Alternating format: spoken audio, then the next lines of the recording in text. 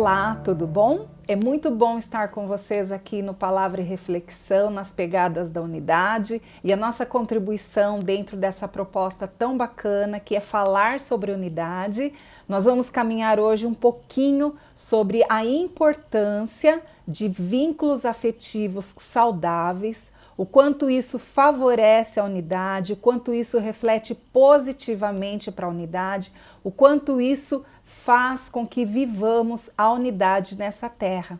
E para a gente entender um pouquinho sobre isso, a gente vai ter como pano de fundo o texto que está em 2 Samuel, capítulo 15, do versículo 13 em diante, que fala exatamente sobre um momento no relacionamento de um pai e um filho. Eu estou falando aqui de Davi e Absalão, tá? Então nós vamos pegar esse momento da vida desses dois e nós vamos contextualizá-lo dentro daquilo que a gente quer conversar agora, tá bom? E aí, enquanto você pega a sua Bíblia, então, para a gente ler juntos, eu vou situar você um pouquinho no que estava acontecendo aqui com Davi e esse filho dele, tá? Bom, o rei Davi já estava reinando sobre todo Israel, ele já tinha, começado o seu reino lá em Judá. Com a morte de Saul e o sucessor de Saul, ele então assume, também Israel, ele também é ungido rei em Israel, e aí ele passa a governar então sobre todo Israel. Davi também já era um rei renomado por conta das suas inúmeras vitórias, era um rei já respeitado por outros reis também, era um rei que já também acumulava não só uma riqueza material, por conta dos despojos que ele recolhia das nações que ele vencia, mas ele também era dono de uma riqueza humana tremenda. Ele tinha não só feito servos às pessoas das outras várias nações que ele tinha conquistado, mas ele também contava com um comandante valente no seu exército, ele também tinha um grande exército, ele tinha carros de guerra, então ele já estava assim muito bem posicionado no seu governo, O seu governo já era expressivo na terra naqueles dias e ele era reconhecido há décadas por uma canção que lá atrás mulheres já tinham cantado para ele, E aí você vai lembrar quando está lá em 1 Samuel, no primeiro livro de Samuel, quando Davi vence ali o filisteu Golias e depois mulheres vêm cantando e fala que Saul venceu milhares, mas Davi dezenas de milhares. E essa canção fez parte da identidade do rei Davi pelas 4 décadas que ele reinou ali em Israel, tá bom? Então já era um rei conhecido, um rei renomado, mas um rei que estava diante de um grande inimigo, que não seriam as suas várias vitórias que ia poder ensiná-lo nesse momento, como lidar com esse inimigo. E esse inimigo, nada mais, nada menos, era o próprio filho dele. E Davi sabia que não eram com as suas armas de guerra, não era com seus carros de guerra, não eram com seus muitos soldados que ele ia conseguir aplacar a fúria desse inimigo. Ele ia precisar de uma arma diferente, ele ia precisar lidar com esse inimigo de uma forma diferente. E esse inimigo era o seu próprio filho, seu filho Absalão. Vamos ver aqui o que o texto de Samuel nos conta? Então, 2 Samuel, capítulo 15, do 13 em diante. Então o mensageiro chegou e disse a Davi: os israelitas estão com Absalão. Então, nesse momento aqui, esse filho de Davi, o Absalão, já tinha feito uma conspiração contra seu pai, já estava querendo tomar o reino do seu pai, e muitos israelitas estavam já a favor dele. E aí, a conspiração acontece. Em vista disso, Davi disse aos seus conselheiros que estavam com ele em Jerusalém. Então, Davi estava no seu lugar de segurança, ele estava no lugar onde o rei tinha que estar, em Jerusalém. Ele estava reinando ali, era dali que ele reinava todo Israel.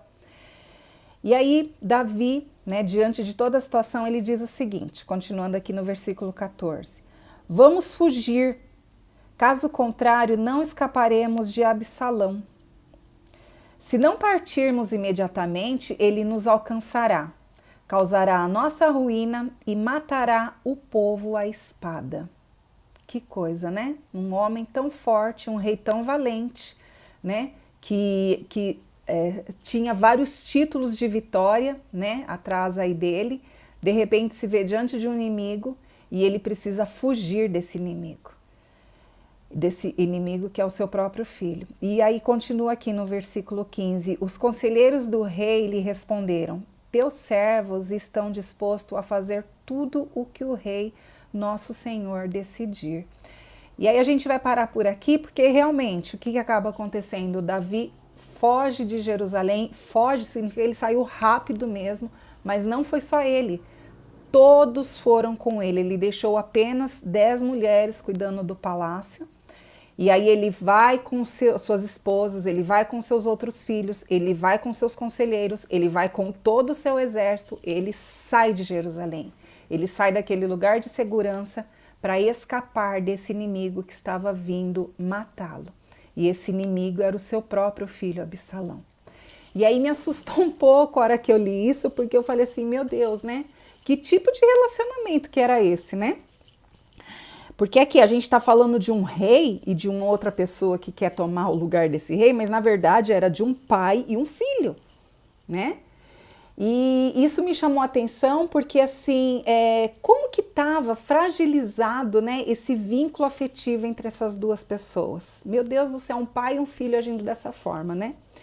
E aí a gente para também para pensar no seguinte, o rei Davi, ele já estava assim bastante fragilizado por conta de outras situações que já tinha cometido na vida dele, né? Ele já vinha, né, de uma série de fugas, né? Ele já tinha experimentado várias outras fugas há muitos anos atrás por conta do seu sogro, né? O seu sogro, o próprio rei Saul, né, o primeiro rei de Israel, também queria matá-lo, né? Também correu atrás dele, né? Também perseguiu ele para matá-lo. E aí Davi escapava de Saul. Depois, pode parecer bobinho, né? Mas o que eu vou falar, mas é verdade, né? Mostra isso aqui também no livro de Samuel, que Davi ele foi desprezado, né? No auge da sua alegria, quando ele trazia a arca para Jerusalém, ele estava tão feliz com tudo isso que estava acontecendo, né? Pelo fato da arca estar voltando para Jerusalém, a esposa dele o despreza. Então, assim, ele passou também pelo desprezo de uma esposa. E aí, como se não bastasse esse homem, né? Tentativa de homicídio, desprezo de esposa, tentativa de homicídio pelo sogro, né? Desprezo, né, pela esposa. Ele também passou por 2 lutos, né?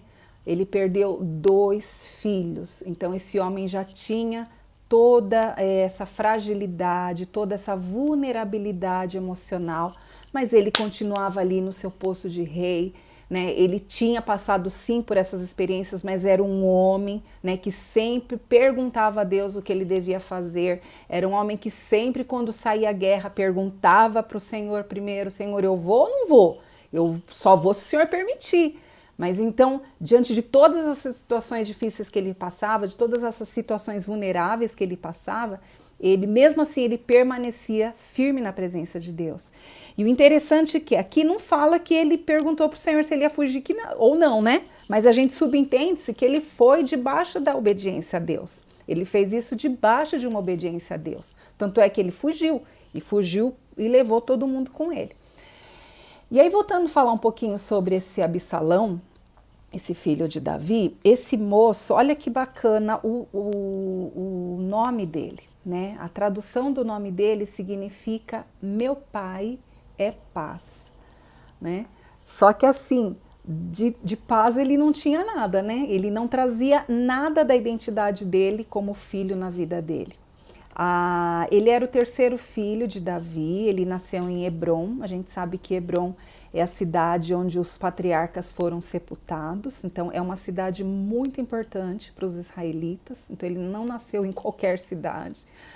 A mãe dele era a Maaca era uma princesa, né? Então ele era filho de uma princesa. Então, assim, de paternidade e nobreza, ele não tinha nada no caráter dele, porque ele se tornou um homem agressivo, ele se tornou um homem violento, ele se tornou um homem justiceiro, ele se tornou um homem vingativo. Enquanto ele não se viu no lugar do pai dele, ele não sossegou, né? E ele teve muitas oportunidades para mudar o coração, né? Antes dele tramar essa conspiração contra o pai dele já, o rei Davi, ele já tinha aceitado ele em Jerusalém, né? Ele já tinha ido embora, o pai dele já tinha aceitado ele em Jerusalém, eles já tinham feito as pazes, cada um no seu canto, né? Sem muita proximidade, mas Davi já tinha dado para ele o beijo da reconciliação, mas mesmo assim, né? Isso não mudou o coração de Absalão. Bom, e aí o que acontece, né? Isso daí a gente chega à seguinte conclusão. Quando o vínculo afetivo não traz a marca da paternidade, o comportamento torna-se afetado, prejudicando o ambiente onde esse relacionamento se desenvolve. Então, nós precisamos, né, de relacionamentos afetivos saudáveis, nós precisamos de relacionamentos afetivos fortalecidos, e a gente entende que isso favorece o ambiente onde isso desenvolve. Isso tem que desembocar num ambiente chamado unidade, tá bom? Quando eu li sobre isso aqui, sobre Davi e Absalão, eu me lembrei muito daquele versículo que Jesus fala em Mateus, capítulo 10, versículo 36, que diz assim: os inimigos do homem serão os da sua própria família. Gente, eu achei tremendo quando eu cruzei nessa situação, né, que Davi estava vivendo com Absalão, com isso que Jesus fala aqui no Evangelho de São Mateus. E sabe o que é interessante, né, que a gente entende também? Jesus nos ensina aqui que os nossos relacionamentos afetivos, sejam familiares, sejam sociais, sejam espirituais, eles apontam para um lugar de treinamento constante do nosso caráter. Para entender melhor isso que eu estou falando, tem um autor, o Oswald Chambers, é um autor escocês. Em um dos seus livros ele escreveu assim, olha: o campo de treinamento de Deus, onde se encontram as armas missionárias, ou seja, onde se encontram aquelas condições que vão te enviar, né, para aquilo que Deus quer. Então, onde se encontram as armas missionárias é a própria vida pessoal. Esse lugar é a própria vida pessoal. Aí ele continua falando assim: é a própria vida pessoal e oculta de adoração do santo. Ou seja, é lidando com as nossas próprias vulnerabilidades, com as nossas próprias dificuldades pessoais, é que somos transformados naquele a quem Jesus quer que sejamos. E aí eu entendo que o seguinte, né, quando Jesus fala que os nossos inimigos vão ser os da própria família, Jesus fala também que ele veio trazer a espada. E eu fico pensando, realmente, Jesus, ele é a espada. Ele é a espada que vem confrontar com quem a gente é, com quem nós somos. E aí eu penso também no seguinte, Davi ele não podia ir contra o filho dele com as armas de guerra dele, porque era filho, né? Ele estava ali se levantando contra Davi, mas ele era filho. Em nenhum momento Davi agiu com Absalão como se ele fosse rei. Ele sempre agiu como pai, né? E se vocês forem continuar os capítulos, né, a gente não vai falar aqui para não tomar muito tempo, mas a postura de Davi, do começo ao fim com Absalão, foi de pai e não de rei. E aí a gente entende que Davi ele precisava então de uma arma diferente para lidar com essa situação. Essa arma tem muito a ver com o que Jesus nos revela quando vai à cruz. E quando ele vai ali à cruz em obediência a Deus. E quando ele morre ali na cruz, ali ele conquista a vitória para todo homem. Ele conquista a vitória sobre o maior inimigo, que é a morte. E quando nós entendemos que quando Jesus conquista a maior vitória para o homem, que é sobre o seu maior inimigo, que é a morte, Jesus também conquistou, né, a vitória sobre a legalidade que o diabo tinha por causa do pecado na vida do homem. Eu quero que você entenda melhor isso lendo Hebreus capítulo 5, versículo 7 em diante.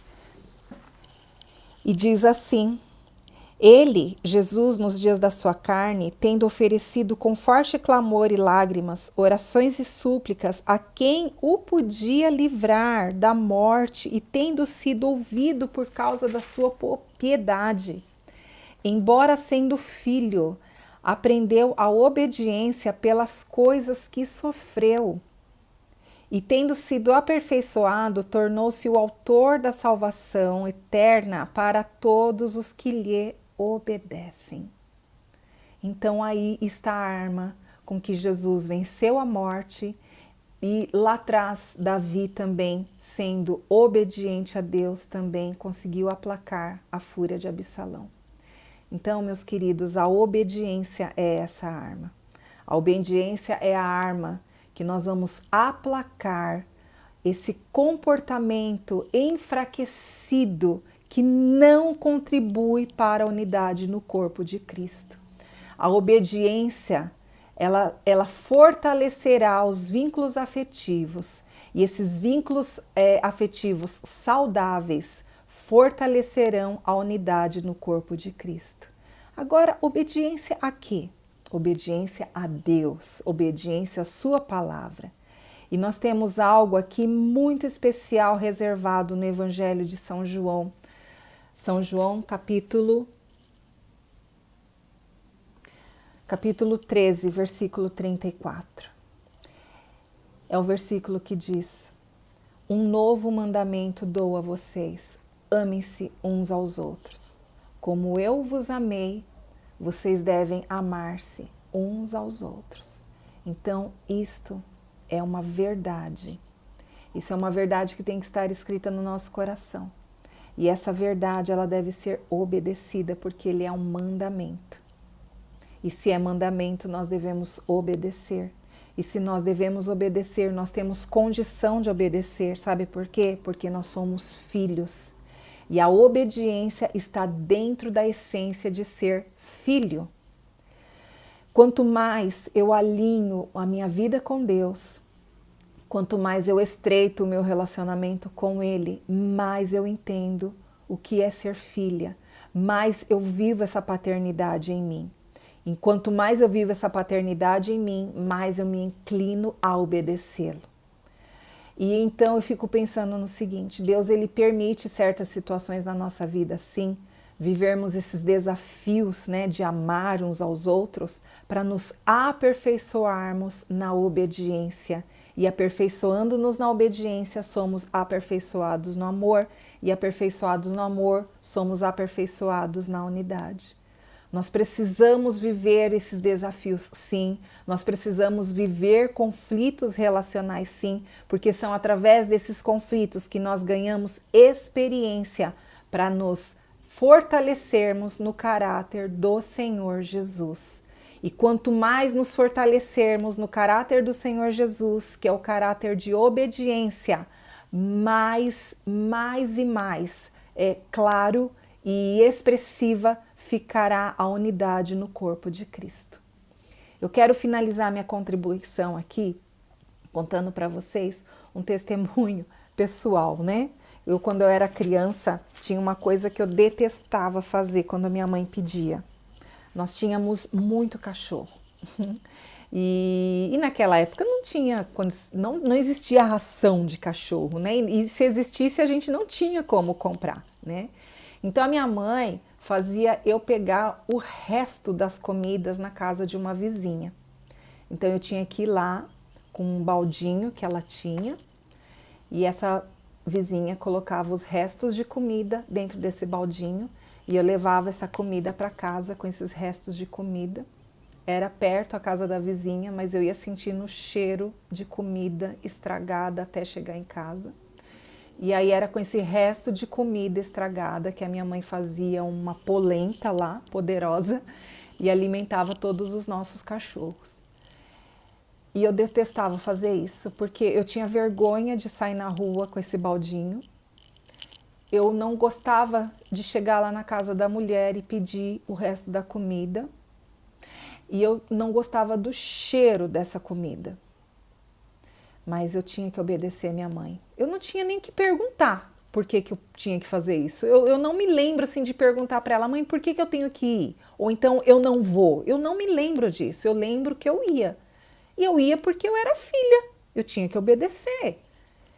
Então, quando eu falei que a obediência está na essência de ser filho, é exatamente isso. Eu tenho certeza que quanto mais clara nós tivermos a paternidade de Deus na nossa vida, mais expressiva será a nossa obediência. E aí tem coisas que nós precisamos destravar aqui na terra para que elas fiquem destravadas no céu. E aí eu penso que se nós temos dificuldade de falar sobre obediência, se nós temos dificuldade de obedecer, sejam aos nossos líderes, sejam aos nossos pais, sejam ao nosso esposo, se nós temos dificuldade de trabalhar, de ter esse exercício aqui, então tem alguma coisa errada. Nós precisamos rever alguns valores e alguns conceitos. Nós precisamos destravar os nossos relacionamentos naturais para que aquilo que está retido de bênção, de graça dentro da unidade também seja despejado sobre as nossas vidas. E a obediência não é fácil. Não era fácil para mim obedecer minha mãe, mas eu continuei firme até que os cachorros foram embora e não precisou mais fazer isso. E passou! Né? Passou, estou aqui, né? Hoje estamos em outra época. Hoje agradeço a Deus pela educação que a minha mãe me deu, que o meu pai me deu. Eu sou muito feliz por isso. E eu vejo o quanto é necessário nós também nos esforçarmos para vivermos em obediência nessa terra, para ensinarmos a obediência aos nossos filhos, para falarmos, né, sobre a obediência no corpo de Cristo, o quanto isso preserva o relacionamento, o quanto isso favorece os relacionamentos. Eu finalizo aqui agradecendo a Deus por essa oportunidade e continuando, né, nas pegadas da unidade. Um abraço para você. E aí, gente, tudo bem? Eu sou a Lígia, filha do Ricardo e da Clarice, irmã da Anne e do Ricardinho. E meu pai comentou com vocês aí um pouco da onde a gente tem estado conectado, envolvido, e eu vim contar um pouco pra vocês também do testemunho de como eu conheci o pessoal do 20 do 7, como eu entrei pra Zion, como também tem sido o meu relacionamento com o pessoal da paróquia e como a gente tem se movido aí nessa questão de unidade, relacionamento, né? Bom, pra quem não sabe, eu sou estudante de gerontologia, tô terminando já minha graduação, e durante a faculdade foi um período bem difícil, assim, bem desafiador, na verdade, nesse quesito fé. A faculdade é um ambiente que tem muitas oportunidades, é muito envolvimento, são muitas pessoas de diferentes lugares, e se a mente não estiver focada no centro Jesus Cristo, é difícil de compreender ali o nosso papel. Enfim, nisso, chegou no terceiro ano da minha faculdade, eu já tô no final ali, já passei inclusive do tempo, mas chegou no terceiro ano, eu estava completamente esgotada e sem esperança daquilo que Deus podia fazer, porque eu me vi num lugar onde eu literalmente não tinha nenhuma referência de pessoa cristã que eu pudesse me apoiar e que juntos a gente pudesse se fortalecer. Até que eu cheguei pra minha mãe, eu falei, mãe, eu não aguento mais ficar aqui. Eu preciso de pessoas, eu não consigo sair desse lugar sozinha. Eu não tenho força pra começar a ler a palavra, eu não tenho vontade de ir na missa, eu não tenho vontade de ir num culto, eu não consigo ouvir louvor. Eu literalmente tava com barreiras, assim, à minha volta, nesse ambiente, assim, universitário. E eu sabia que eu precisava de pessoas para eu sair desse lugar. Eu precisava ter amigos que quisessem buscar Deus. E essa foi literalmente a minha oração. Quando eu falei isso pra minha mãe, ela falou, filha, então a gente vai orar. E a gente sentou e ela fez com que eu falasse essas palavras pra Deus. E eu falei, Senhor, eu não sei o que o Senhor pode fazer, porque eu literalmente não consigo enxergar nenhuma situação pra esse lugar que eu tô. Mas eu só te peço uma coisa, que o Senhor coloque pessoas na minha vida que eu possa te buscar. Pessoas que queiram te buscar e juntos a gente faça isso. Pessoas, amigos, Deus, amigos de verdade. Tava cansada já de quebrar a cara com amizade, de criar expectativa em uma coisa nada a ver. E essas referências de amizade que nem eram amizades verdadeiras, sabe? Enfim, frustrações. E aí foi essa oração que eu fiz, para que o Senhor colocasse pessoas na minha vida que quisessem buscá-lo. E depois, isso foi na primeira semana de setembro de 2019. Logo depois que eu fiz essa oração, que foi numa terça-feira, no domingo eu fui para um culto na Zion, que eu tinha já ido nessa igreja no culto de Páscoa desse mesmo ano. E aí, naquele culto, Deus ele já começou a trabalhar no meu coração. Sabe quando você vai num lugar e a palavra é pra você? E aí, como cristã mesmo assim, o Senhor começou a trabalhar coisas em mim, a me levantar de novo como uma jovem que estava sendo purificada e que estaria se conectando com outros jovens com que de coração puro invocam ao Senhor. Essa passagem ela tá lá em 2 Timóteo 2:22 e que até hoje é a passagem que marca a minha vida, marca a vida dos meus irmãos também, quando o sentido é a amizade, quando o sentido é estar com outros jovens que de coração puro buscam ao Senhor. É uma palavra que a minha mãe começou a declarar na nossa vida há anos já e que hoje a gente tem visto muitos frutos assim disso. Enfim, e aí todos os finais de semana eu já comecei a ir na Zion, então já comecei a me conectar com essa igreja. A Zion é uma igreja evangélica. Só que na segunda semana desse mês de setembro, um amigo meu me mandou mensagem falando bem assim: Li, no final desse mês a gente vai ter um encontro do 20/7, você não quer participar? Aí eu tava meio com uma pulguinha atrás da orelha e tal, eu falei, John, o nome do meu amigo, né? Tá bom, eu vou pra ver como que vai ser. Aí eu lembro que nesse mesmo dia eu tive um workshop na Zion que falava sobre negócios pro reino, que inclusive tem sido uma bênção, assim, como Deus ele tem falado em diferentes esferas. Então, desde esse final de semana, inclusive, do workshop de negócios pro reino, o Senhor já começou a trabalhar em mim e nas pessoas que hoje eu tô me conectando depois de 2 anos, sobre como negócios também são um viés pra você construir o reino de Deus ali naquela esfera também. Enfim, aí eu lembro que eu saí desse workshop de negócios pro reino e fui pro estúdio, era um estúdio de música onde ia acontecer esse 20/7. E aí a maioria das pessoas que estavam lá eram católicas, mas tinha ali um pouquinho de evangélico também. E eu falei, vamos ver como que vai ser. E aí, basicamente, começaram um louvor e chegou num momento que simplesmente o Espírito Santo começou a fluir e algumas pessoas começaram a testemunhar, e aí tinha uma palavra, e aí era oração, e aí começaram a orar por cura, começaram a orar por correntes quebradas, e eu falei, o que está acontecendo aqui nesse estúdio? E é engraçado que assim, enquanto lá dentro do estúdio o fogo tava queimando, tinha o dono do estúdio lá, como se fosse o cara que tava do lado de fora, né, ouvindo o que tava acontecendo lá dentro. Era maravilhoso. Bom, depois desse 20, o John já falou, Li, entra no grupo da organização do 20 porque você tem que estar aqui. Eu falei, mas eu nem conheço ainda como que as coisas funcionam, mas vamos lá. E desde então, todo o último sábado do mês a gente faz um 20/7 e é sempre muito diferente. Então, por exemplo, esse foi no estúdio, acho que foi mais 1 ou 2 vezes depois desse mês, mas já foi dentro de casa, já foi na nossa casa, já foi na casa de outra pessoa. Algumas outras vezes também já foi no salão da paróquia que a maioria dos jovens que participam do 20 são dessa paróquia, a paróquia São Francisco de Assis, né, que é onde a gente faz a gente, agora falei a gente, né, mas eu já tô na Zion, enfim, gente, vocês estão entendendo, né? Enfim, aí já foi na paróquia, já foi na Verbo da Vida, que é uma igreja evangélica lá em Pinheiros também.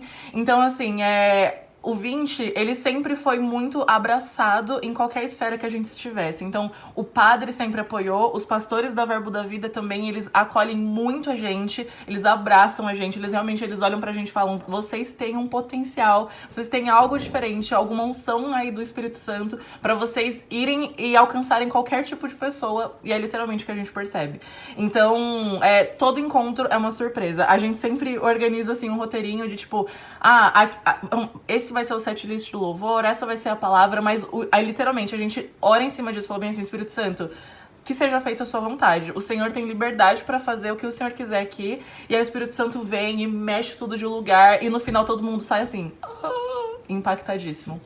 Enfim, o 20, ele realmente foi a resposta da oração que eu fiz lá em setembro, falando pra Deus com que ele colocasse pessoas no meu caminho que quisessem buscá-lo, porque essa é definitivamente a definição, assim, do 20, né? Pessoas que têm sede de Deus e querem buscar juntos, sejam católicos, sejam evangélicos, ou aqueles que ainda estão conhecendo a Deus, entendendo aí qual que é essa denominação, né?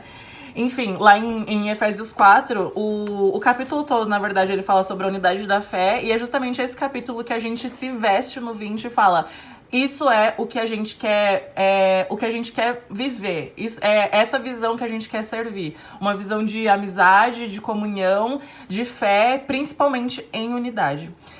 Bom, nesse meio tempo eu comecei a me envolver mais com a Zion, mas ao mesmo tempo o meu vínculo com as pessoas da paróquia era muito grande. Então, durante a pandemia a gente fazia terço, a gente tinha reunião de oração, a gente tinha ali um grupinho das meninas para poder conversar sobre assuntos específicos.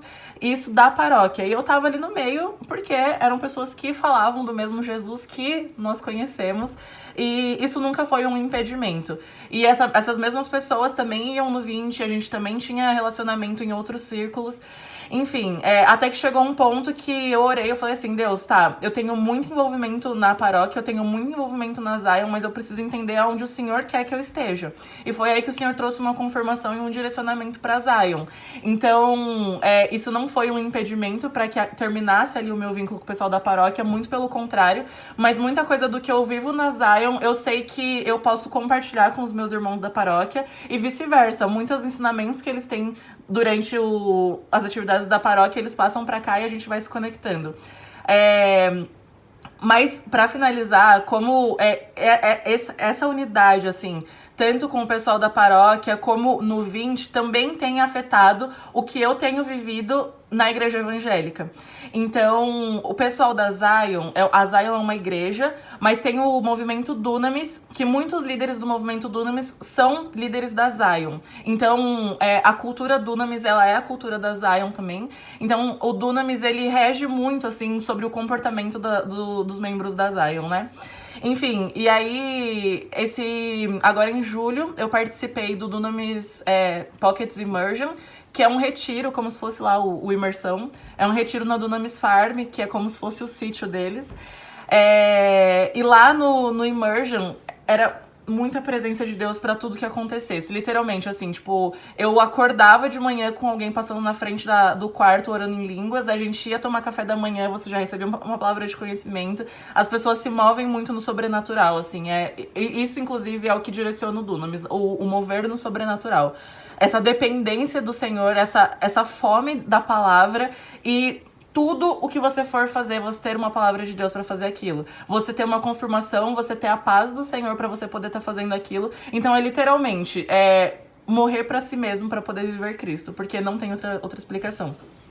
E eu tava nesse retiro e eu comecei a entender que até mesmo para esse ambiente evangélico, o conceito unidade também é muito diferente. Então ali tinha muitas igrejas evangélicas e eu percebi como o comportamento das igrejas também muda, né? Então a igreja presbiteriana, a igreja batista, a assembleia.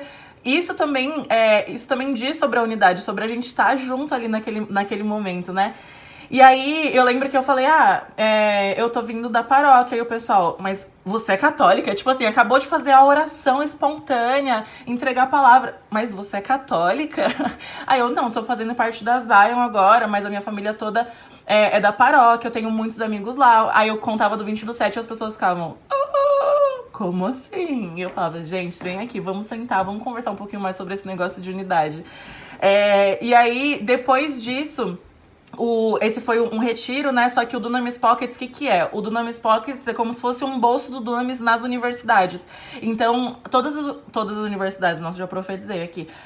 Muitas universidades do Brasil e algumas já fora do Brasil tem grupinhos como se fossem células do Dunamis. Então é uma reunião onde as pessoas têm louvor, tem palavra, tem oração. E aí, principalmente com essa mentalidade de evangelizar e resgatar as pessoas dentro das universidades, o que é muito necessário, né? Enfim, e aí depois que comecei a fazer parte do Pockets, depois do retiro, né, eu comecei a frequentar o Pockets da minha universidade. E aí, eles já começaram a fazer questionário. Ah, de que igreja vocês são? Vocês são evangélicos ou vocês são católicos? Quando eu vi vocês são católicos, eu falei, opa, peraí. Então eles já estão tendo essa abertura, né? Só que aí, lá no Pockets Immersion, eu tive a oportunidade de conversar com o Kriegner, que é um dos líderes do Dunamis, né? Mas ele também é um dos líderes da Zion. E eu falei pra eles, Kriegner, então, eu faço parte do 20 do 7, eu vim de uma paróquia. Eu vi que na Dunamis Conference, que foi uma conferência que eles fizeram agora no começo de 2021, o padre José Eduardo, ele participou da Dunamis Conference, ele teve 2 quadros ali só pra ele. E como que vocês veem isso? Aí o Kriegner falou, cara, eles são nossos irmãos em Cristo. Eles também fazem parte do corpo de Cristo. Eu falei, uau, eu tô no lugar certo. E eu entendi, assim, que isso ainda é algo muito novo, assim, né? De falar mais sobre a unidade dos evangélicos e dos católicos, isso ser unidade no caso, né? Mas o Senhor, ele já tem despertado líderes para essa mentalidade, para esse entendimento, para essa revelação, assim. E aqui em casa a gente fala muito isso, né? Que o pai de uma casa, ele diz muito sobre como a casa vai se comportar. Então, se a casa tá meio pra lá, não sei o que, não sei o que, olha pro pai, como o pai tem se comportado. Da mesma maneira, uma empresa. O diretor, o CEO de uma empresa, ele diz muito sobre o comportamento dos funcionários e assim também a liderança das igrejas. Então, isso me alegra muito, porque se a liderança já tá tendo essa mentalidade, imagina quando todo o corpo for atingido por isso. Quando os membros de uma igreja, quando os participantes de um movimento também forem impactados por essa revelação, por essa verdade e falarem, cara, nós somos irmãos. Sim, nós temos doutrinas diferentes, nós temos rotinas, ambientes, maneiras de buscar o Senhor diferente, mas você é meu irmão. E é legal que no 20, a gente só fala isso, na verdade, né? No 20, todo mundo que chega meio assim, então você que lá e fala, como assim o evangélico tá falando isso? Como assim o católico também tem essa visão? Então, é muito legal, assim, ver esse impacto que as pessoas têm, como a mente delas é transformada quando a verdade encontra elas, assim, né? E, basicamente, assim, tem sido esses os ambientes, assim, que a gente tem estado envolvido. Porque eu tô falando do meu testemunho nesse sentido, mas a Ana também já tá junto nessa do 20, do Pockets também, agora que a Ana entra na faculdade. O Ricardinho não é Pockets, porque o Pockets é de universidade, mas o Dunamis também tem o Dunamis One Love, que é o Dunamis no ensino médio, nas escolas, essa mentalidade de evangelizar as pessoas, alcançar as pessoas dentro das escolas, e o Ricardinho também já tá ali por dentro e tal. Então, esse tem sido, assim, um ambiente que a gente tem estado envolvido, e, cara, tem sido muito louco. É muito insano, assim, tudo que Deus tá fazendo, a maneira que Deus faz, como em tudo isso, assim, em tudo que a gente faz, por mais que a gente fale muito da palavra, a gente se move pela palavra, a gente se move em relacionamento entre nós e em testemunhos, mas principalmente o que o Senhor mais grita nos nossos ouvidos é relacionamento comigo. Tudo isso é um reflexo do relacionamento com o Senhor. Tudo, literalmente. E é engraçado porque quem ainda não tinha um relacionamento com Deus, agora tem a oportunidade de começar. Só esse mês, assim, eu acho que já teve umas 3 amigas que a gente sentou junta pra falar, vamos fazer devocional juntas. Pra que a gente entenda como que a gente faz sozinha, sabe? Tipo, muito louco, né? Porque o que eu orei pra Deus 2 anos atrás, de Senhor, coloca pessoas no caminho que queiram te buscar, porque sozinha eu não consigo, hoje eu também consigo ser essa resposta pra outras pessoas. Então, junto com outras pessoas, eu busco o Senhor junto com elas pra que sozinha também elas busquem. Enfim, e tem sido isso, tem sido uma bênção. E vocês estão convidados, pessoal, pra conhecer o 20 do 7, às vezes é online, às vezes é presencial. A gente tá tentando voltar pro formato presencial, né? Mas acaba sendo online muitas das vezes. Assim como também o Dunamis Pocket, se você conhece algum universitário que tá ali meio pra lá, não sei o que lá, procura aí Dunamis Pockets nas universidades, já entre em contato com o Pockets da universidade dele, porque não dá pra ficar de fora daquilo que Deus tá fazendo, não dá. Essa tem sido uma oração, assim, de muitas pessoas à minha volta, e eu também me incluo nisso, de Senhor, me deixe fazer parte daquilo que o Senhor está fazendo. quando a gente faz parte daquilo que o Senhor tá fazendo, isso impulsiona a gente além das nossas vontades. Isso dá um ânimo, dá um senso de propósito para aquilo que Deus tá fazendo e para onde a gente tá indo também. Enfim, gente, falei muito, era pra ter falado 5 minutos, mas Deus abençoe vocês e que a gente possa se mover cada vez mais nessa esfera de unidade entre católicos e evangélicos e que a pessoal, ó, só venha. Um beijo pra todo mundo.